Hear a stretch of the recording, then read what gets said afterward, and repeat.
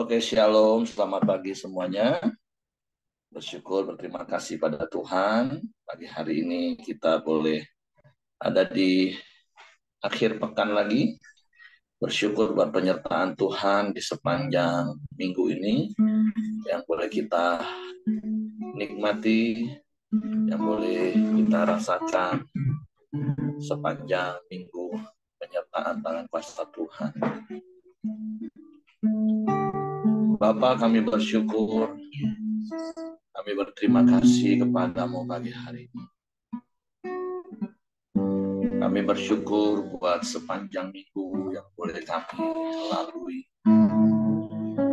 Kami bersyukur karena Engkau setia menjagai kami. Engkau senantiasa melindungi kami, memelihara kami, menjagai dan memberkati hidup kami. Kami bersyukur kami boleh menikmati kemurahan dan kebajikan-Mu di sepanjang umur hidup kami. Sebab pagi hari ini kami datang menghampiri tahta kasih karunia-Mu. Kami menaikkan pujian, syukur, penyembahan kami kepadamu. Sebab Engkau yang layak dipuji. Sebab Engkau yang layak disembah. Kami mau terus rindu akan Engkau. Sebab kami perlu Engkau, Tuhan. Di setiap langkah hidup kami. Dan kami menikmati keindahan. Karena kami percaya kami selalu ada dalam hadirat-Mu. Dan biarlah hadirat-Mu yang terus melingkupi kami. Sehingga kami terus mengalami damai sejahtera. Ketenangan dan ketentraman senantiasa. Terpujilah nama-Mu. Terpujilah nama-Mu Tuhan.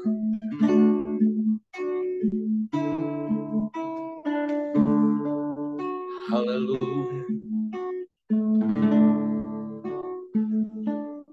Saat indah ku berhadapan denganmu,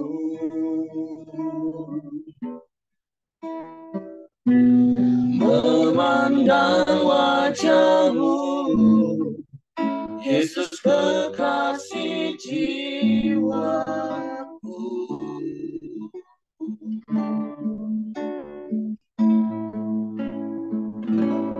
Bawa daku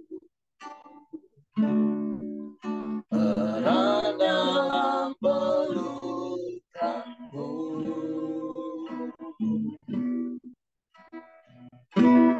menikmati kasih dan indahnya hadirat-Mu. Sekali katakan, saat indah kami dalam hadirat-Mu. Saat indah ku berhadapan denganmu,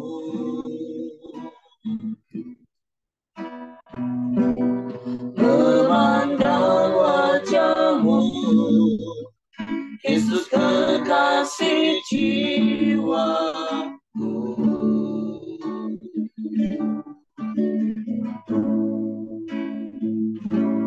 Bawa daku erat dalam pelukan-Mu,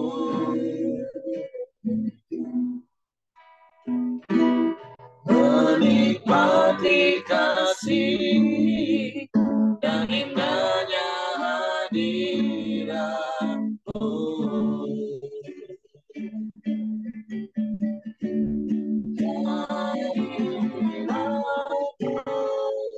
Tuhan, ku rasakan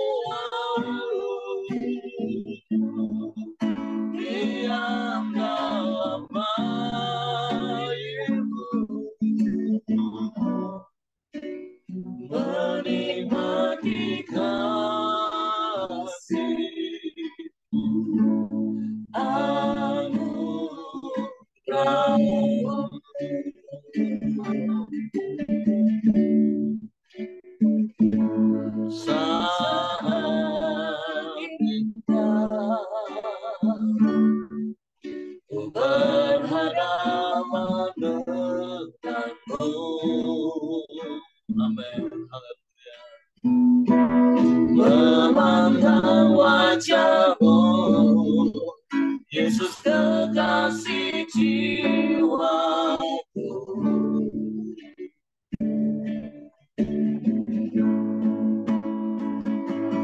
Bawa daku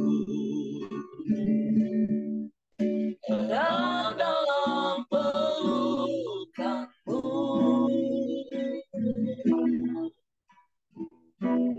menikmati kasih dan indahnya hadirat-Mu.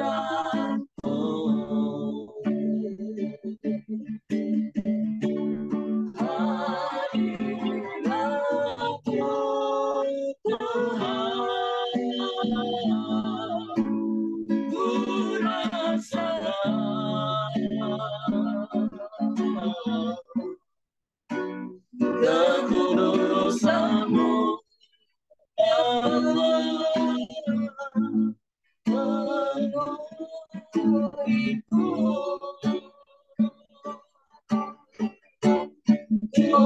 Itu selalu biarkan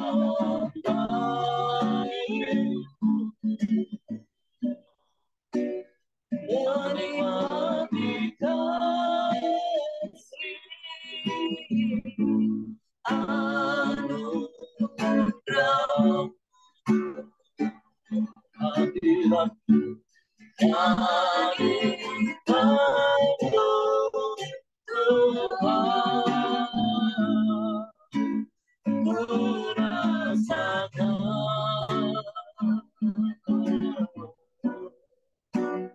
kekudusan-Mu, penuhiku.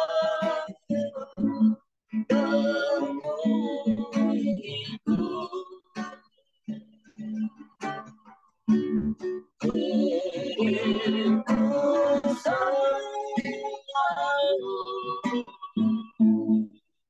diam dalam baik-Mu, menikmati kasih anugerah hadirat-Mu, hadirat-Mu Tuhan, ku rasakan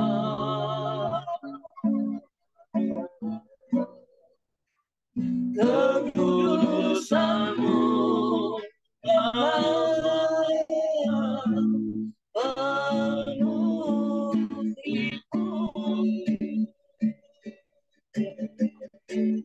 Ku rindu selalu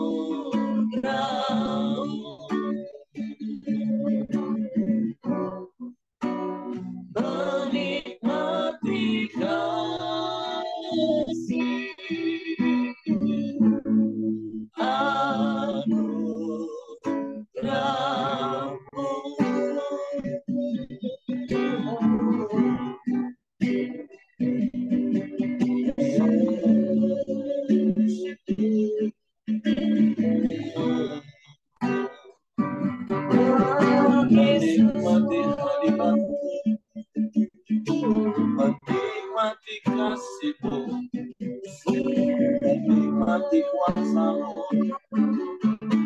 menikmati damai-Mu, menikmati sukacita-Mu, menikmati berkat-Mu, menikmati kekuatan-Mu dalam hadirat-Mu, dalam hadirat-Mu.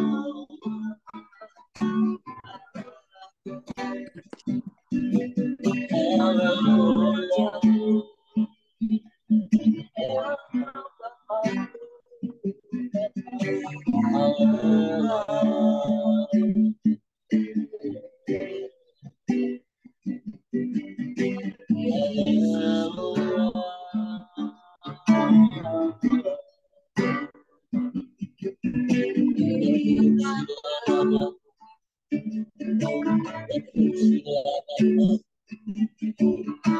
Kami sembah, kami sembah, kami sembah, kami sembah, kami sembah.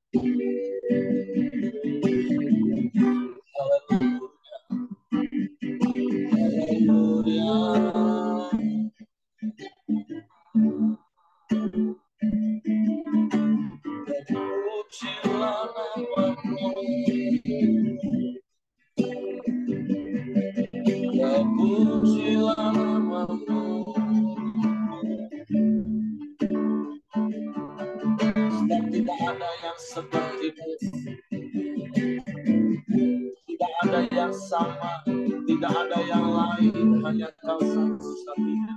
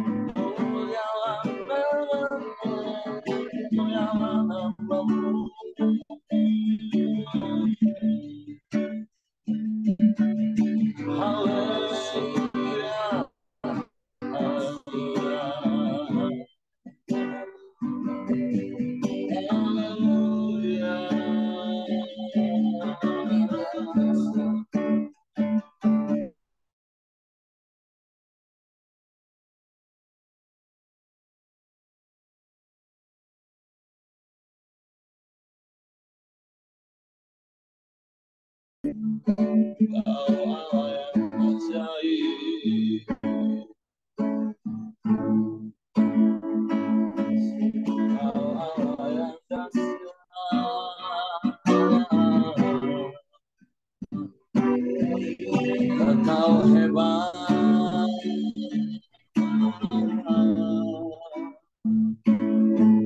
Kau luar biasa.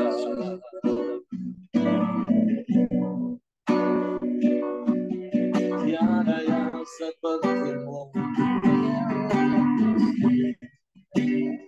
tiada yang lain,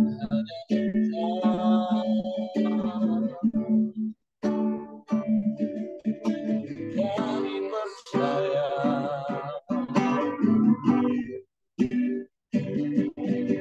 Dan kami percayakan hidup kami kepada-Mu. Pujilah namamu,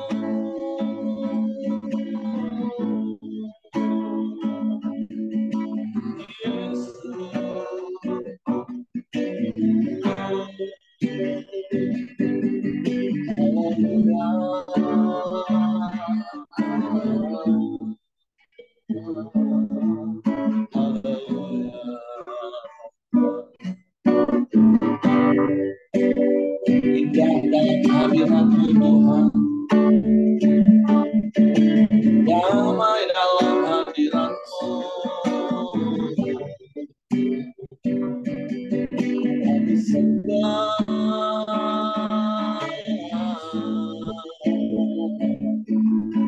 kami puji, kami tinggikan, kami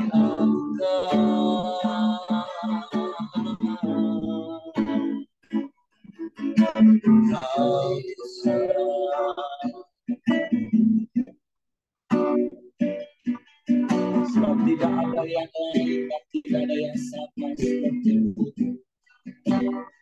Kau Bapa yang mulia,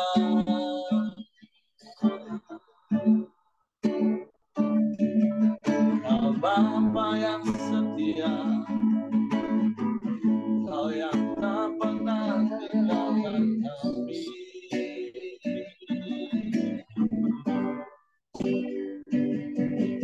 Kau Bapa yang setia, Kau Bapa yang setia, kami bersyukur. Sebab pertolongan-Mu ajaib bagi kami, tak pernah terlambat pertolongan-Mu bagi kami Tuhan.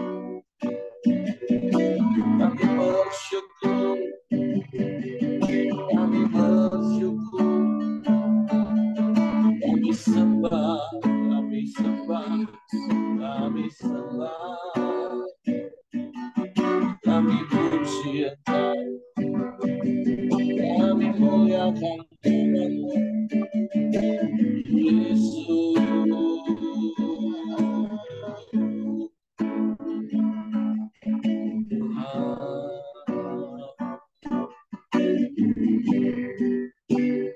Haleluya, haleluya.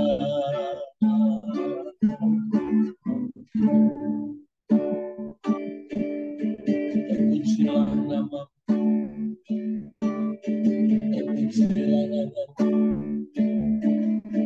Kami bersyukur,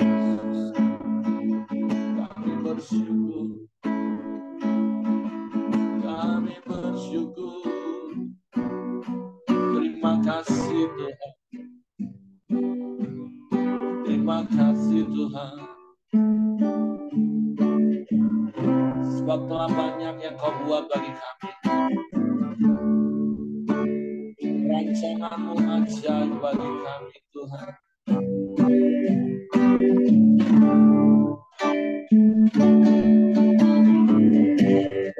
Banyak yang Kau berbuat di dalam hidup, rancangan indah-Mu terjadi di hidupku. Bapa yang mengerti segala yang ku perlu, kasih-Mu sempurna nyata dalam hidupku. Dengan syukur Bapa, dengan syukur Tuhan, buat kasih setia-Mu di dalam hidupku, ku bersyukur.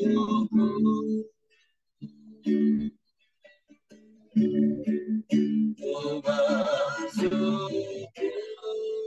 Bapa,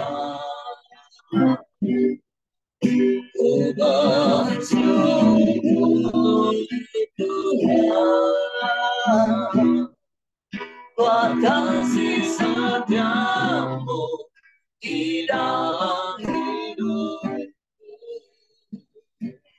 Ku bersyukur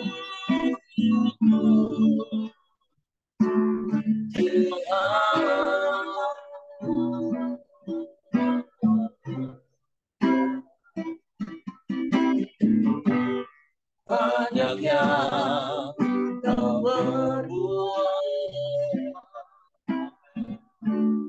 di dalam hidup yang jangan indah terjadi di hidup. Apa yang mengerti segala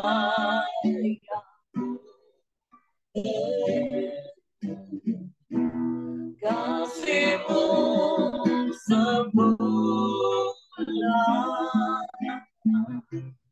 nyata dalam hidup. Bersyukur Bapa,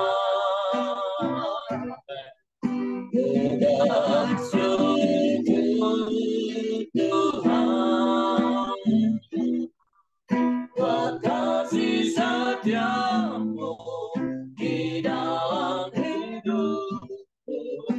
Bersyukur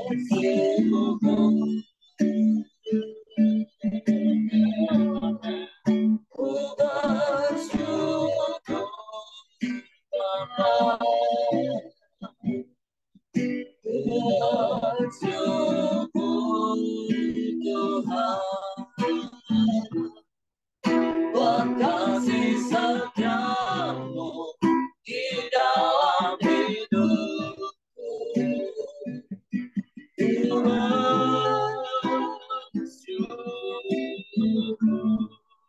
Ku bersyukur Bapa, ku bersyukur Tuhan, buat kasih setiamu di dalam hidupku. Ku bersyukur,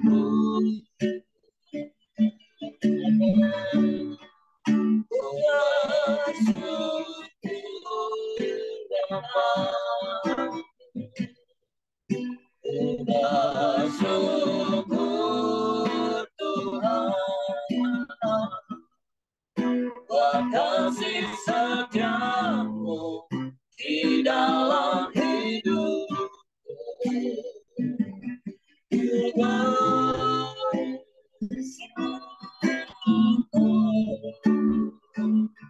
ku bersyukur,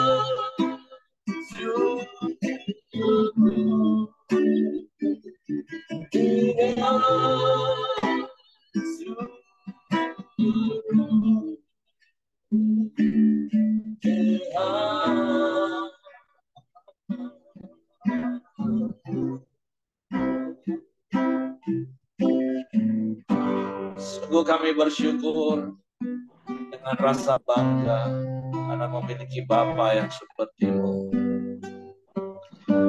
Bapa yang mengerti hidup kami lebih dari siapapun.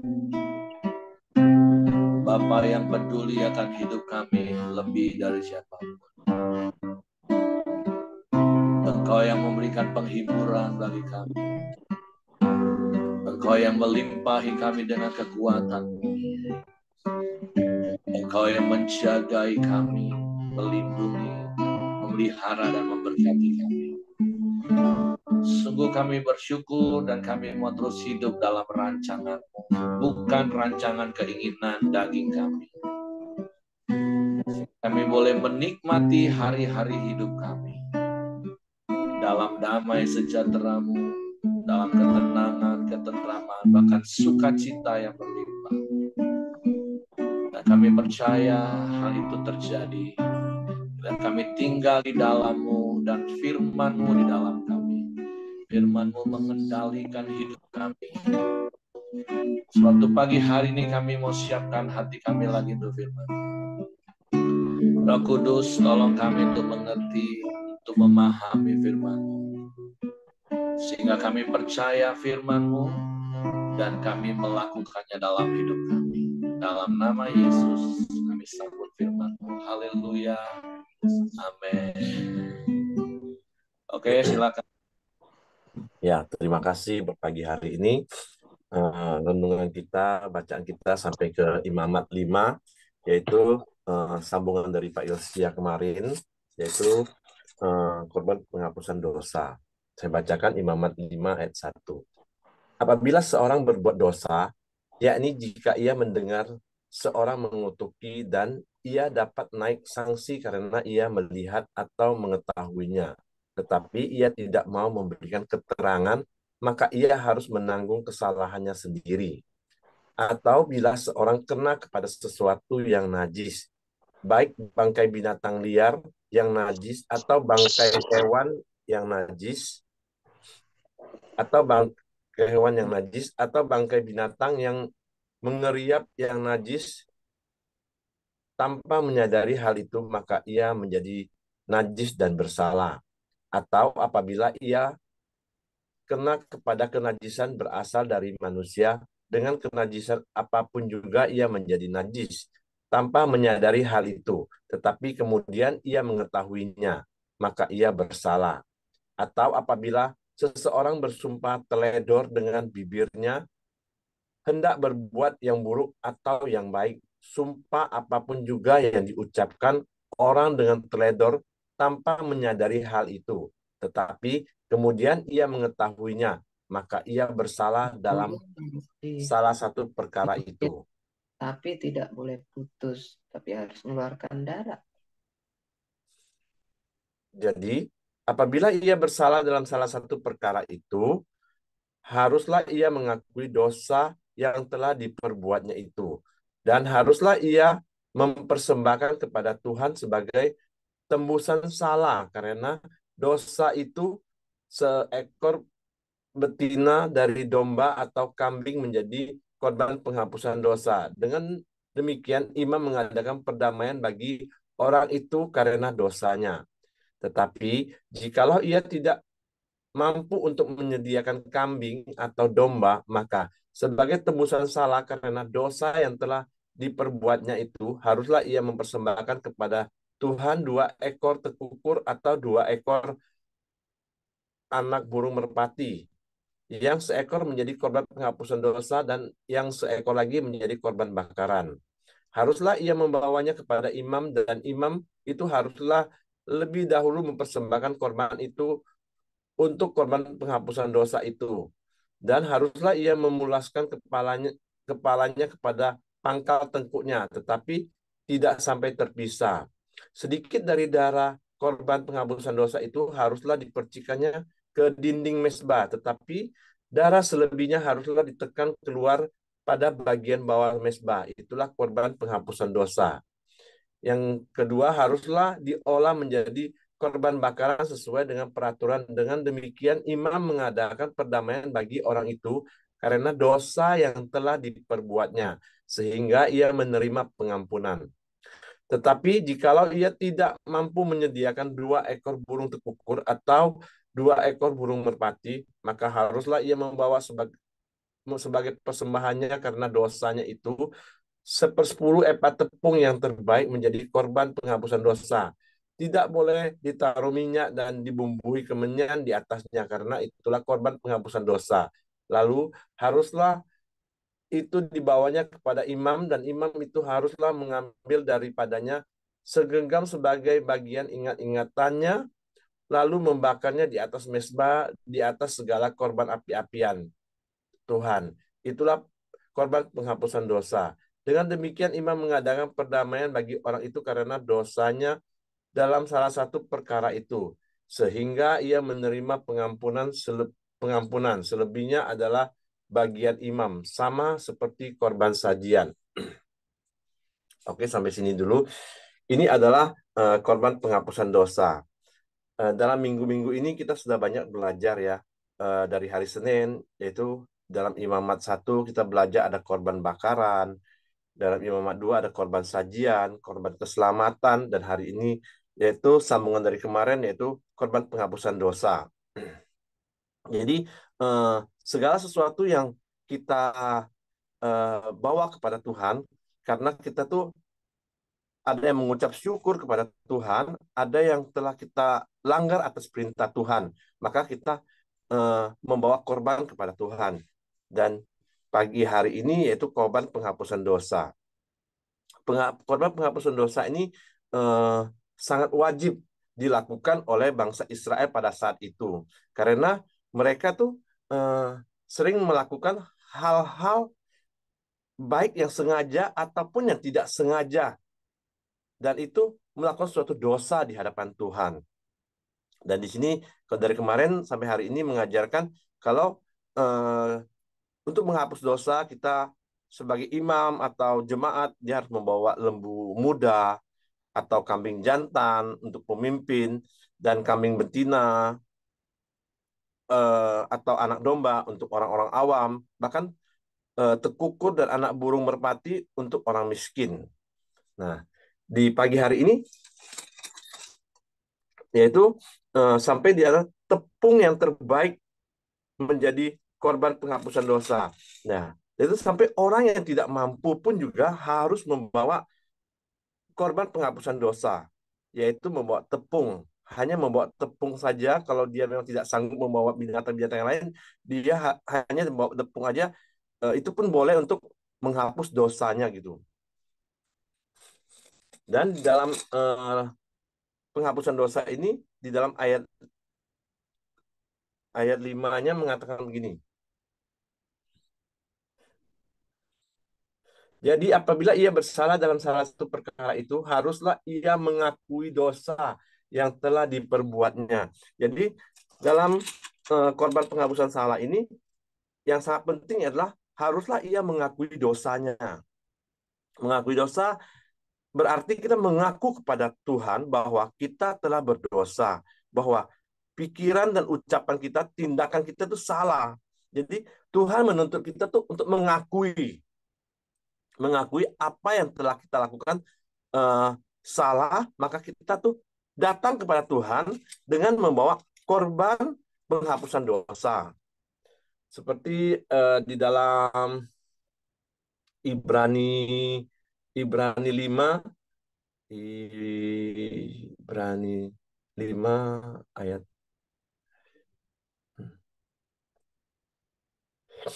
Pokoknya dalam Ibrani ada mengatakan kan, kalau kita saling mengakuin dosa, maka dosa kita akan sembuh. Jadi sangat penting dalam penghapusan dosa kita ini, kita harus mengakui segala dosa-dosa kita.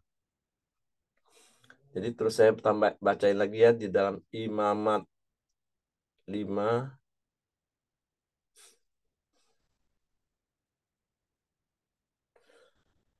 Dalam ayat 14 lagi ya.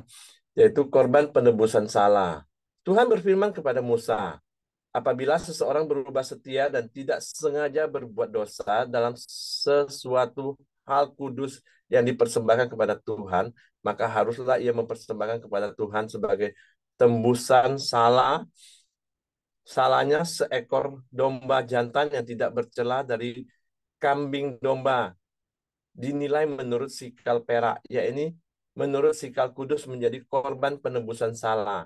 Hal kudus yang menyebabkan orang itu berdosa haruslah dibayar gantinya dengan menambah 1/5, yaitu menyerahkan kepada imam. Imam harus mengadakan perdamaian bagi orang itu dengan domba jantan. Korban penebusan salah itu, sehingga ia menerima pengampunan. Jikalau seseorang berbuat dosa dengan melakukan salah satu hal yang dilarang Tuhan tanpa mengetahuinya, maka ia bersalah. Dan haruslah ia menanggung kesalahannya sendiri. Haruslah ia membawa kepada imam seekor domba jantan yang tidak bercela dari kambing domba yang sudah dinilai sebagai korban penebusan salah. Imam itu haruslah mengadakan perdamaian bagi orang itu karena perbuatan yang tidak disengaja dan yang tidak diketahuinya itu, sehingga ia menerima pengampunan.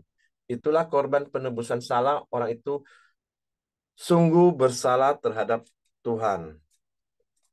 Jadi pagi hari ini juga ada satu korban lagi, yaitu korban penebusan salah. Yaitu korban penebusan salah ini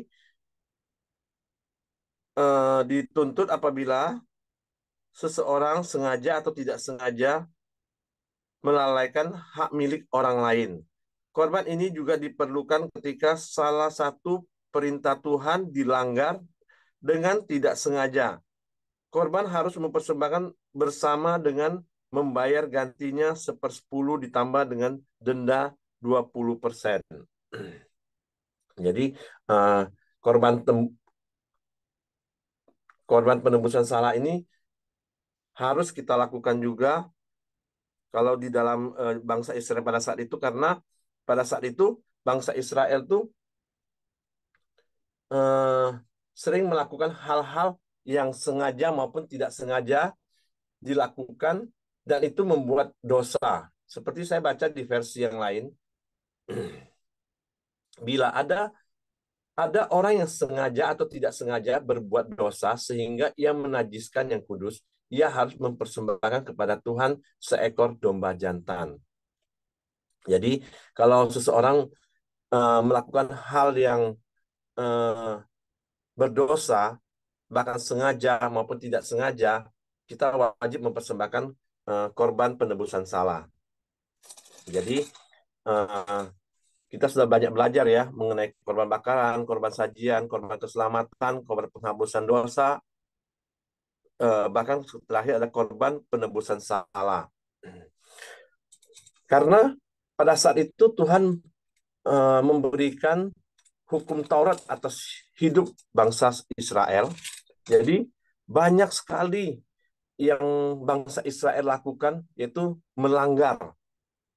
Jadi Tuhan juga berinisiatif sendiri, seperti kata Pak Yosia kemarin, untuk supaya bangsa ini bisa selamat dari apa yang mereka lakukan, sengaja ataupun tidak sengaja, bahkan untuk membawa mereka keluar daripada hukum dosa ini. Tetapi kita tahu ya, karena di dalam SPK kita sudah belajar ya, semua manusia itu pada umumnya itu berdosa. Tapi karena dengan kita percaya kepada Kristus, kita datang kepada Tuhan, kita tahu karya Tuhan di atas kayu salib itulah yang menghapus segala dosa-dosa kita.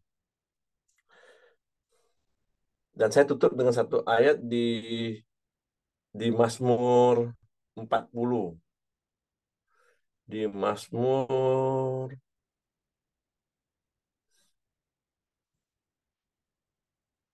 40 ayat 6 atau 7 ya. Engkau tidak berkenan kepada korban sembelihan dan korban sajian, tetapi engkau telah membuka telingaku. Korban bakaran dan korban penghapusan dosa tidak engkau tuntut.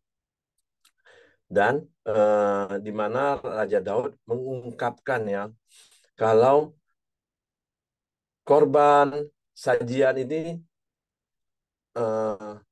Tuhan juga sebenarnya tidak berkenan, dan juga Tuhan juga tidak terlalu menuntut gitu loh.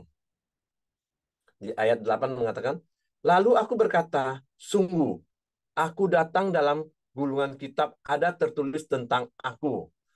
Di sini menyatakan kalau Tuhan sendirilah yang akan datang, yaitu sebagai karyanya yang di atas kayu salib untuk menembus setiap dosa-dosa kita, sebagai korban yang harus kita lakukan, tetapi di dalam Kristus di dalam karya salibnya, dia telah datang gitu. Dan itu di ayat 9-nya mengatakan, yaitu aku suka melakukan kehendak-Mu ya Allahku, Taurat-Mu ada di dalam dadaku. Jadi Tuhan tuh mau menginginkan setiap kita orang percaya yang telah ditembus, yang telah disucikan dan dikuduskan, yaitu untuk melakukan kehendak Tuhan, yaitu melakukan Taurat-Mu ada di dalam dadaku. Yaitu apa yang telah Tuhan firmankan, yaitu mau kita untuk melakukannya gitu loh. Bukan kita hanya uh, apa menjadi orang yang percaya karena kasih karunia dan anugerah. Seperti Pak Ahyong semalam mengatakan, karena kita sudah ditebus dalam karya salib, kita menerima anugerah dan kasih karunia, kita cukup sampai di situ saja. Tapi ada hal-hal yang harus kita kerjakan, yaitu Taurat Tuhan tuh ada di dalam hidup kita. Ada kasih, ada sukacita, ada damai sejahtera yang harus kita ungkapkan kepada orang lain. Harus orang lain melihat bahwa hidup kita ada Kristus di dalamnya. Karena itulah karya salib yang ada, yang telah menembus kita, itulah yang harus kita lakukan. Oke, itu dari saya Pak. Saya kembalikan kepada Pak Heri. Terima kasih. Oke, terima kasih untuk Ko Hengki buat sharing firman pagi hari ini. Tentu mengingatkan kita lagi tentang kasih karunia yang kita alami. Tapi tentu selain seperti apa yang Ko Hengki tadi katakan, coba hari ini firman Tuhan ini menjadi perenungan bagi kita ya. Kalau seandainya kita masih hidup di zaman Taurat, sehingga setiap kali kita berbuat dosa, berbuat salah, kita harus membawa persembahan. Walaupun firman Tuhan katakan ya sesuai kemampuan kita lah. Renungannya adalah seperti ini. Apakah kita akan mungkin menjadi orang yang dengan entengnya berbuat dosa? Anggaplah kita punya uang, tadi harus kambing. Kalau sehari 3 kali, 3 ekor kambing. Sekaya-kayanya kita, banyak-banyaknya kambing. Habis juga, atau bahasa orang Jambi teruk juga.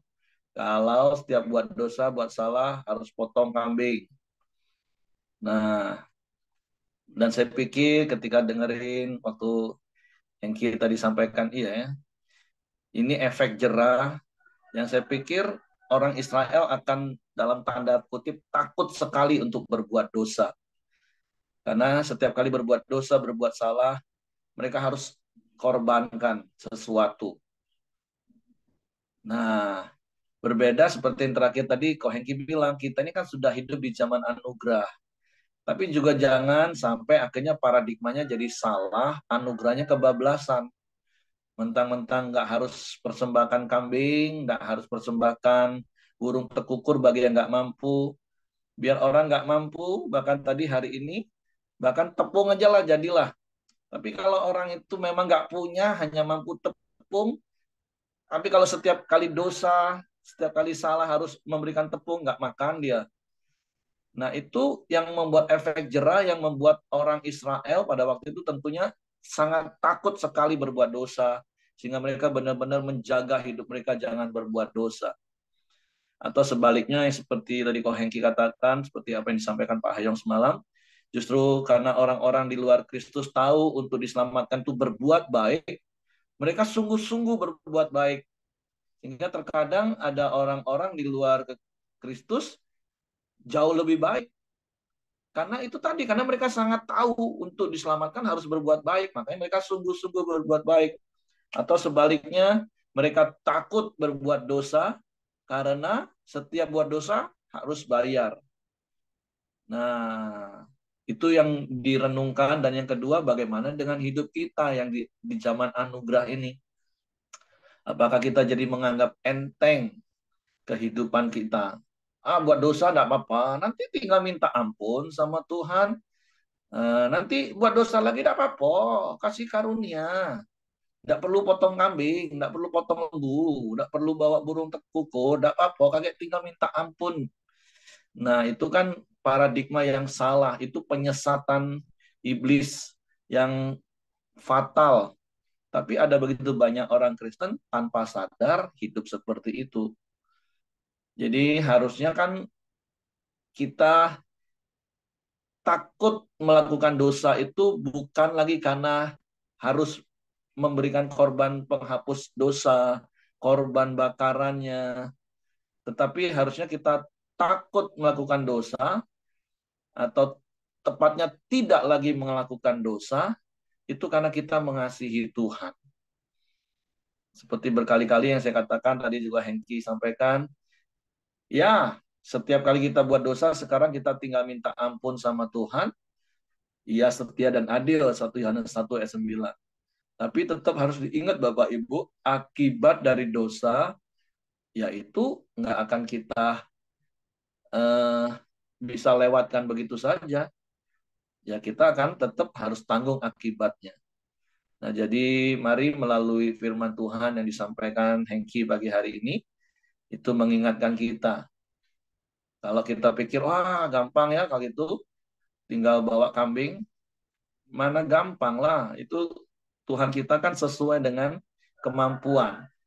Sekaya-kayanya orang kalau setiap hari harus potong 3 ekor kambing, teruk juga kata orang Jambi yang saya katakan tadi.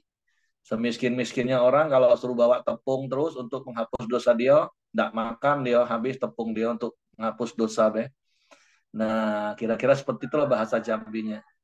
Tapi sekali lagi bagi kita yang hidup di zaman kasih karunia, juga jangan kelewatan kebablasan.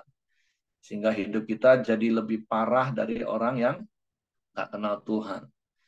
Karena memang kalau diperhatikan baik-baik Bapak Ibu dalam hidup ini, orang-orang di luar Kristen mereka melakukan ritual agama mereka itu lebih sungguh-sungguh. Karena mereka berpikir dengan usaha sungguh-sungguhlah mereka baru diselamatkan. Nah, jangan sampai kita tertipu oleh iblis, kita yang sudah ada di dalam kasih karunia, ternyata kita nggak berjalan di dalam kasih karunia. Kita berjalan di dalam jalan yang salah, yang ujungnya kita binasa sebenarnya. Kita hanya ditipu oleh iblis.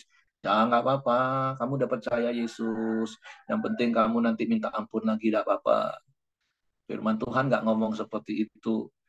Kalau kita dengan sengaja, kitab Ibrani katakan, melakukan dosa. Nggak ada lagi darah anak domba Allah yang kedua untuk menghapus dosa kita.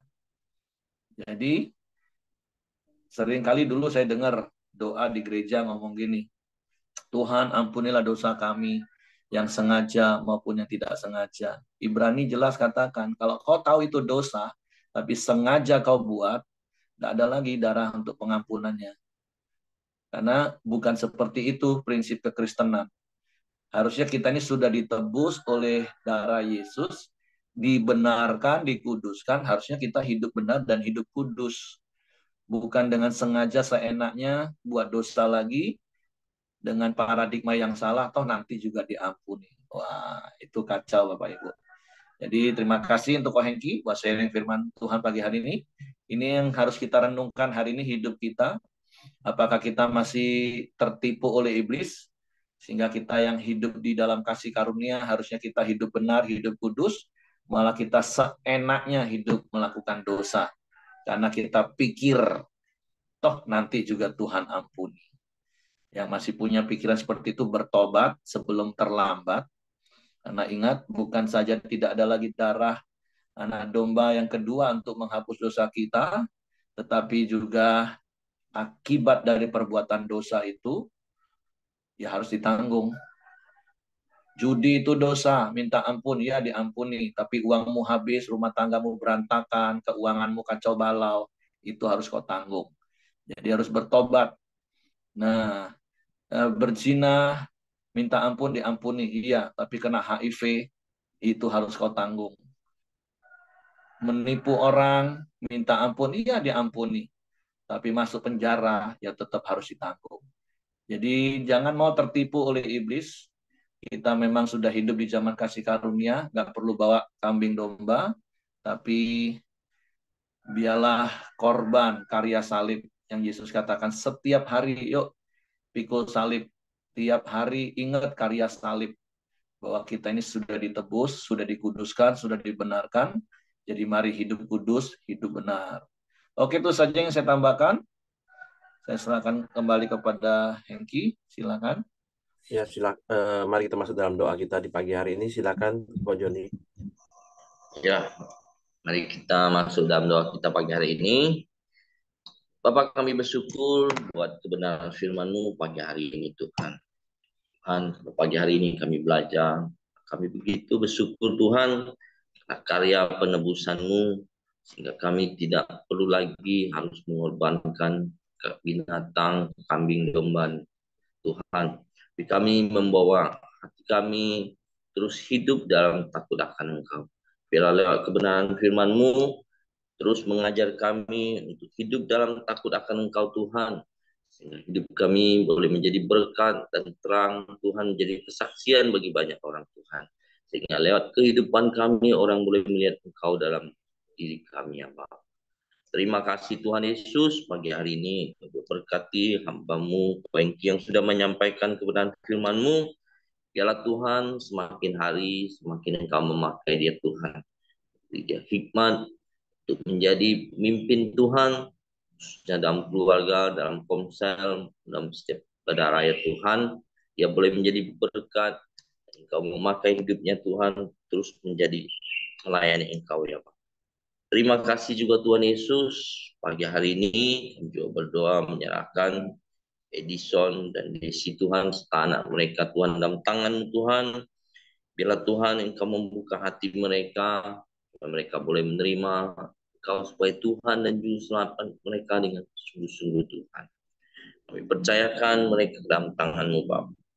Terima kasih juga Tuhan Yesus. Pagi hari ini juga kami menyerahkan Helni ke dalam tangan-Mu, Tuhan, yang sedang menjalani operasi kanker ganas di payudaranya, Tuhan. Tuhan, biarlah kuasa-Mu menjamah, menyembuhkannya, Tuhan.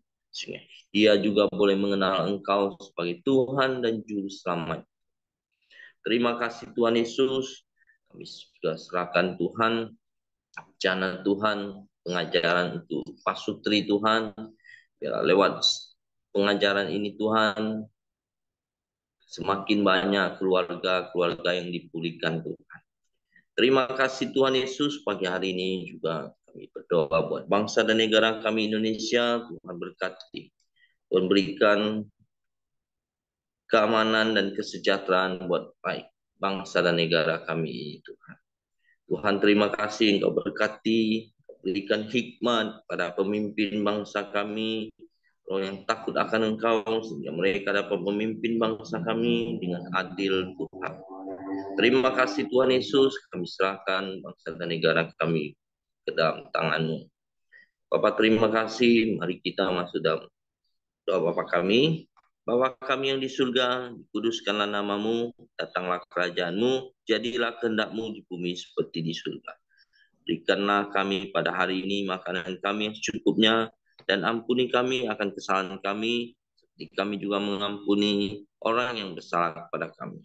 Dan janganlah membawa kami ke dalam pencobaan, tapi lepaskanlah kami daripada yang jahat. Karena Engkaulah yang punya kerajaan dan kuasa dan kemuliaan sampai selama-lamanya. Amin.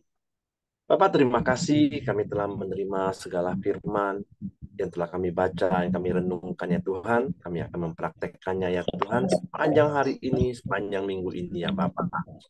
Terima kasih ya Tuhan. Sebentar lagi kami akan melakukan aktivitas kami, pekerjaan kami. Biarlah Engkau Tuhan Allah yang terus memberkati kami ya Tuhan.